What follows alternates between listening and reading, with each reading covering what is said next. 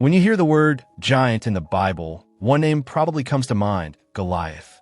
But here's what most people don't know. Goliath wasn't alone. From the beginning of Scripture to the reign of King David, giants appear again and again. They rise up. They threaten God's people. They seem unstoppable. But every single time, they fall.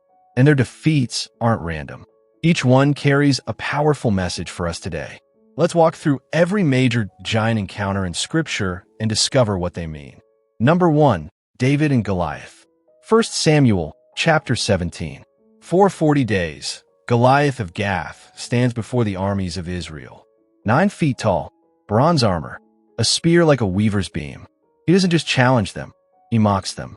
He insults their God, and he paralyzes trained warriors with fear. Then comes David, a teenager, a shepherd, no armor, no sword, no military training. But he has something the entire army lacks: confidence in God. 1 stone, 1 sling, 1 shot. The giant falls. What does Goliath represent? Intimidation. That voice in your life that roars. You're too small for this. You're not qualified. You'll never overcome this. But here's the truth. Intimidation is noise without authority when God is with you. David didn't win because he was bigger or stronger. He won because he knew whose he was. The giant of intimidation falls when faith rises. Number 2. The Anakim. Numbers 13.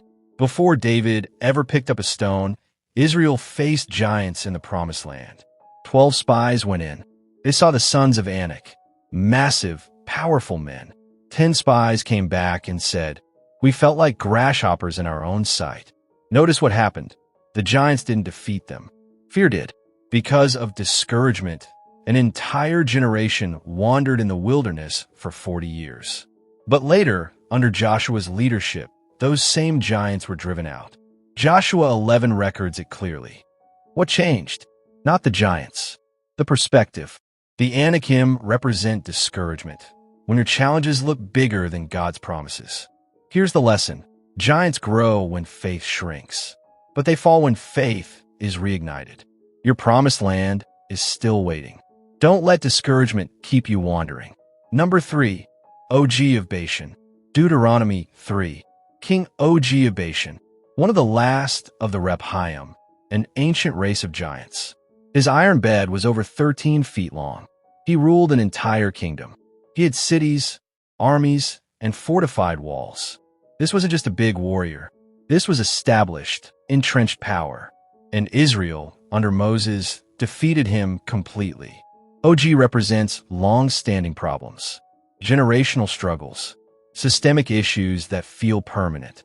Maybe it's a pattern in your family that's been there for decades. Maybe it's an obstacle in your life that's been standing so long. You've accepted it as unchangeable. But OG's defeat teaches us this. Just because something has existed for a long time doesn't mean it can't fall. Established power is still subject to God's authority. Number 4. The giants of Gath. 2 Samuel 21. After Goliath died, more giants appeared from Gath. Ishbi-benob, who tried to kill David. Saph, another giant warrior. Lami, Goliath's own brother. And a man with 6 fingers on each hand and 6 toes on each foot. They all fell, not just by David, but by his mighty men. Here's the powerful lesson. One victory creates a generation of giant slayers. David's courage didn't just defeat one enemy. It inspired an army. These giants represent leftover battles. Problems you thought were done, but they resurface. Challenges that come back in different forms. But Scripture shows us something encouraging. The presence of another giant doesn't cancel your first victory. If one fell, others can too. And the same God who brought you through before will bring you through again. What these defeats mean for us today. So let's bring it all together. Every giant in Scripture represents something we still face. Intimidation, voices that try to make you feel small. Discouragement, obstacles that look too big to overcome. Established power, problems that have stood for generations. Leftover battles, challenges that keep coming back. Corruption, evil that seems to dominate. Life is giants. That's not up for debate. There will be moments when fear shouts the loudest. There will be seasons when obstacles tower over you. There will be long-standing struggles that feel immovable. Scripture doesn't pretend life is easy. It shows us real battles. But here's the pattern we cannot miss. Every time a giant rises in the Bible falls. Not sometimes. Every time. When Goliath shouted, God already had David ready. When the land looked impossible, God raised up Joshua. When Og seemed untouchable, God moved through Moses. When corruption filled the earth, God preserved Noah. The giants were real, but God was greater. The challenges were big, but deliverance was bigger.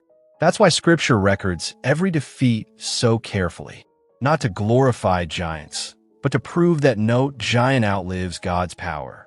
So whatever giant you're facing today, intimidation, discouragement, an old problem, a recurring battle, or overwhelming circumstances, remember this. Giants rise, but they don't reign forever.